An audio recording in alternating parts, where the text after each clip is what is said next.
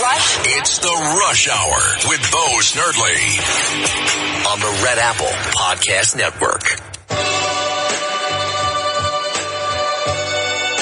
On WABC, Talk Radio 77 in New York, the Delphonics bring us back in. One of the men behind the Delphonics went on to produce, write for groups like the Stylistics, the Spinners, as part of the Mighty Three music group. That would be Thom Bell, Leon Huff, Kenny Gamble. They issued in what is now known as the Sound of Philadelphia. This was one of their first successes for Thom Bell. You know his songs. So many of them became classics. Not R&B classics. Classics, period, in the world of music. Like You Make Me Feel Brand New, Betcha by Golly Wow. Recorded over and over again by artists. One of the men that was behind the scenes for years is with us now. He's my friend, and I met him on this program. His name is Ed Shea. Ed is a session musician who has worked with some of the great hits in America over the years. Ed, how are you, my friend? Hey, James, I'm fine, and what an honor to be part of your program. And it's funny listening to those tunes, you know, still working with Johnny Mathis. Johnny still does Betcha by Golly Wow, and I still get goosebumps. It's just been a great ride knowing Thom, and it's, like I say, 1 year ago today, I was working out in Costa Mesa with John, and I got the email that Thom passed away, and I was very sad. He was a real gentleman to work for, and it was always a lot of fun in the studio. No anxiety. It was just fun. We made music. We had a good time, and he treated everybody with such respect, and he paid all the sidemen. We all got double scale for sessions. It couldn't have been a better time in my life. That is amazing, because that is something he did not have to do. No. And he would have still had top-notch musicians. Yeah, here's another tidbit. When we did the Lou Rawls album, he would drop names in a hat, and each day we would get leaders' pay. That's how great Thom was. We had a 6-day session booked in the summer of 79 for a terrible movie called The Fish That Saved Pittsburgh. Well, we worked with everybody. We did a thing with Doc Severinsen. We did something with Loretta Lynn. We did a track with the Silvers, with the Four Tops. We got finished in 5 days. Typical Thom Bell. He paid us for all 6 days, double scale. And just, you know, today that doesn't happen because, you know, the suits are all looking at the bottom line, the money. But, you know, Thom had the goods. He wrote beautiful tunes. And if you ever want to listen to a great soundtrack, just call up The Fish That Saved Pittsburgh. It was only here for a minute, but some of the greatest music in the world with Thom Bell. He is just a wonderful man. And unlike Gamble and Huff, I did some of their record sessions. They were a little unorthodox. I learned to always bring a piece of manuscript paper to write down what they wanted. Thom's sessions were very detailed. Music was copied out, but yet he always gave me the leverage. He would call me Mr. O'Shea. That's what he always emphasizing the O. Mr. O'Shea, if you hear something you want to add. So I would add a shaker or a nice little, like, a bione triangle part over, or a nice little clave thing. He was always open, not just to me, but to Charles Collins, the drummer, the great Bobby Eli, who just passed away this year. Bill Neal, another fine guitarist. Larry Washington played congas. You know, I was playing vibes, marimba, timpani, and orchestra bells. It was a real love fest. You know, and usually the nights before the Thom Bell sessions, I was up all night. I couldn't wait to get to sing the sound and just partake what was going to take place. I mean, we recorded The Temptations. You know, Lou Rawls, we did he flew me to L.A. to do a timpani on the tune that's at the end of City Slickers with James Ingram. There's 50 guys in L.A. that could have done that, but yet he was so loyal. He flew me out there and put me up at Studio City, and we recorded at Ocean Way. So, you know, the stories go on and on, James. It's just, like I say, I just feel honored to be a small part of the Philly sound. So. Well, I'm going to tell you something. Thom Bell is one of my heroes. I met him once, only once. Well, he was an enigma. I think, I had Tom's contact information, and when I would call him, he always was having his number changed. And then out of the blue, he would call me and just do his gibberish. So if you met him once, that was a lot. Because, and being at his home in Bellingham, Washington, you wouldn't even know that this man was a musician. He gave away all his Grammys, all his awards, his gold records to his families. He just was a very under-the-profile type of guy and, a very humble. Here's a guy that used to tell me, he says, Ed, where'd you go to school? I said, the Philadelphia Musical Academy. He says, I was not accepted there. He says, now I could own that building. I could buy that building. But he said it, not with any kind of, disgust. It was just how life turned around for him.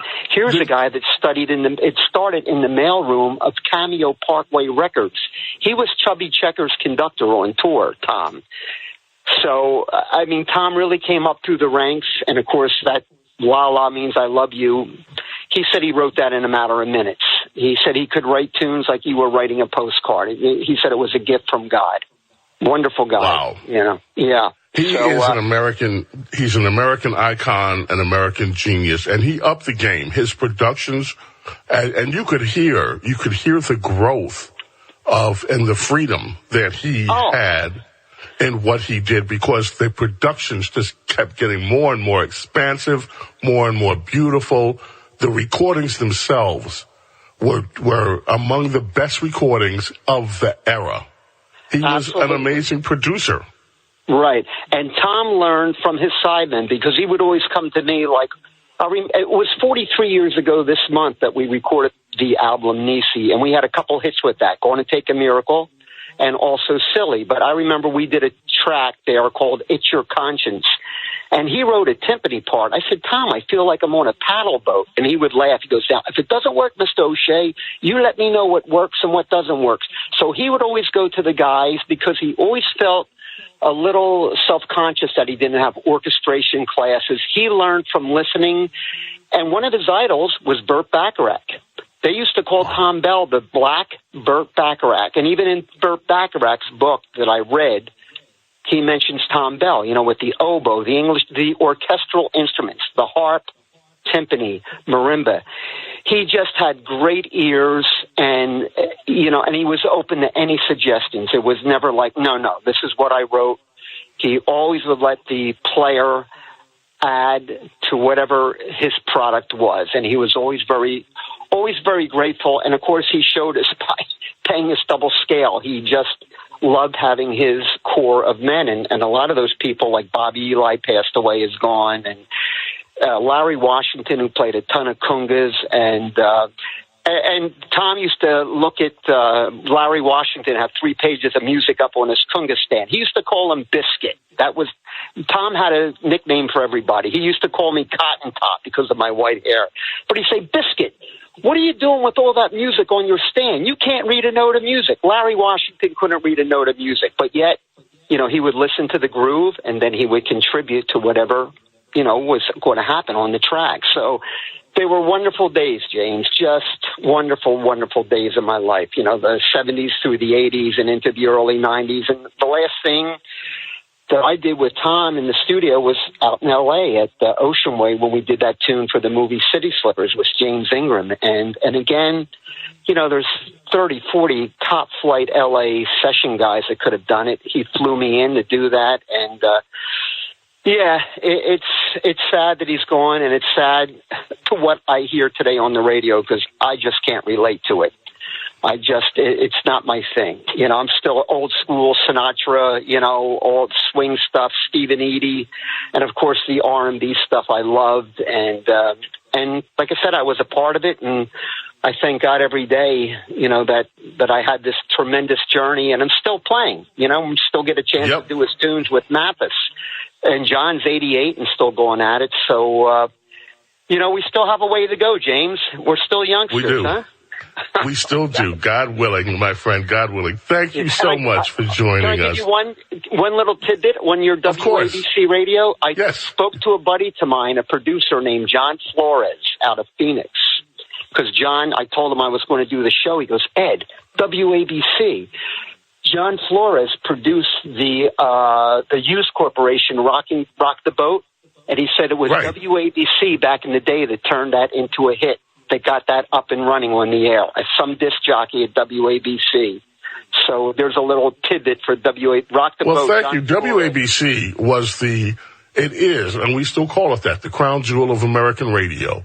From the Beatles and the Stones, the English Invasion to R&B, we played music based on the merit of the music. And that's what made this radio station so great. Ed. That's what John told me. He says, Ed, you had to work your way up to WABC. And one day the disc jockey flipped that record over, the Hughes Corporation.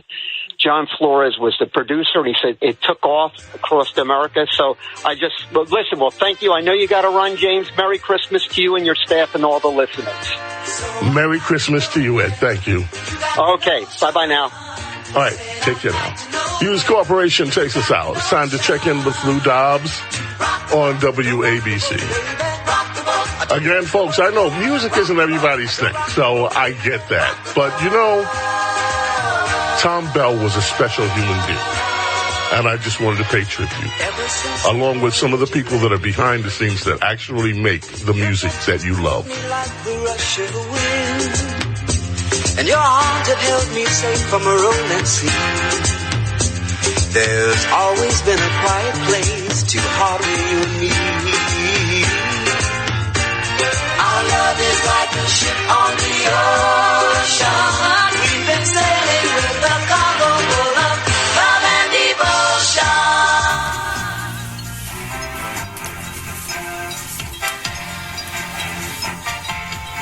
Elton John and Kiki D.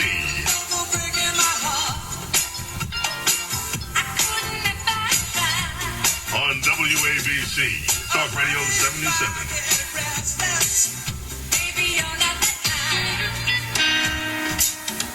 The Spinners. On Talk Radio 77 WABC. We are the crown jewel of American radio.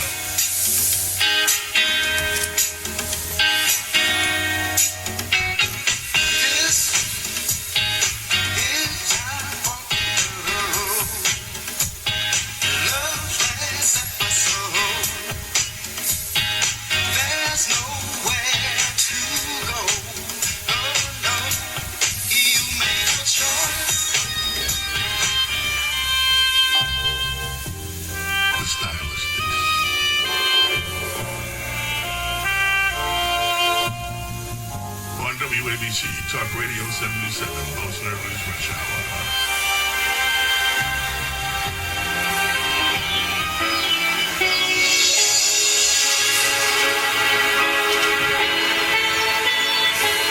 This won a Grammy Award.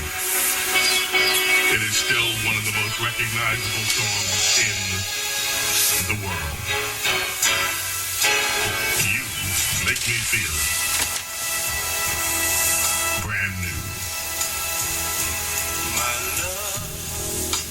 All of these songs and so many others have one thing in common. Thom Bell. American record producer, arranger, songwriter, one of the instrumental creators of what became known as the sound of Philadelphia. There are more. Johnny Mathis, Billy Paul, so many others. We are fortunate to have with us one of my friends who is so blessed because he gets to do in life what he loves to do, and that is play music. And he's also blessed because he had a chance to work with Thom Bell, whose heavenly birthday is today. Thom left us on the 22nd of December back in 2022. And my good friend Ed Shea worked with Thom Bell. Tell me you're on at least one of these records that we played on some of them. You played on so many records. Yeah, and thanks for the invite, James. And yes, Thom, I came on the scene a little later after that. My first meeting with Thom, I was actually living in Brigantine, New Jersey. I was putting in for my union card in Atlantic City for this great gambling mecca of the East, and I get a call from Don Ronaldo, who was the contractor at Sigma Sound. He goes, Eddie, I need you at Sigma Sound, and you better be good. It's a Thom Bell session. I thought, oh, my God. So the album was something called Identify Yourself with Sing a Happy Song on it, and I did 2 cuts for Thom that day. James, I was so green, I actually brought my own timpani in my Plymouth station wagon. I didn't even know, had enough sense to call the rental in Philadelphia. There was a marimba there, and that was my first meeting with Thom. He couldn't have been nicer. He wrote a marimba part in the bass clef, and he kept apologizing. I said, Thom, no problem. I can read both clefs. And from there, we were up and running with Denise Williams and Lou Rawls. And the stylistics, that tune you just played, You Make Me Feel Brand New, you know, that was written with Thom Bell and Linda Creed.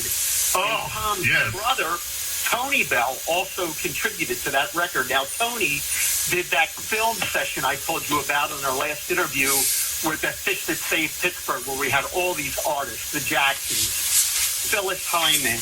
The list went on and on. Well, Tony played guitar on those 5 days of the session in Philadelphia. Wow. He was a wonderful guy. And, you know, Thom came from a big family.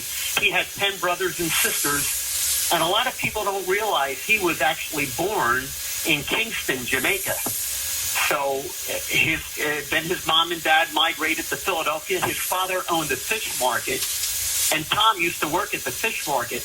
And I told you, when he went to audition for the Philadelphia Musical Academy, oddly enough, they turned him down. They said he wasn't qualified. So, you know, Thom was kicking around in Philadelphia, and he started working at Cameo Parkway Records. And, you know, that Thom at one time was the musical director for Chubby Checker. So when Chubby Checker started touring, Thom Bell was his MD. Wow. And then Thom started writing, you know, La La Means I Love You. And then the Delphonics, there was a fella in the Delphonics by the name of Ronnie Kane. And he was very friendly with Linda Creed. And Linda kept bugging Ronnie, you got to get through to Thom. You got to blah, blah, blah. I have all this poetry I've written. And she did write a couple tunes. Thom wasn't interested in poetry, but he said to Ronnie, okay, let me meet this woman. So here comes this nice Jewish girl from suburban Philadelphia. She's about 20-some years old.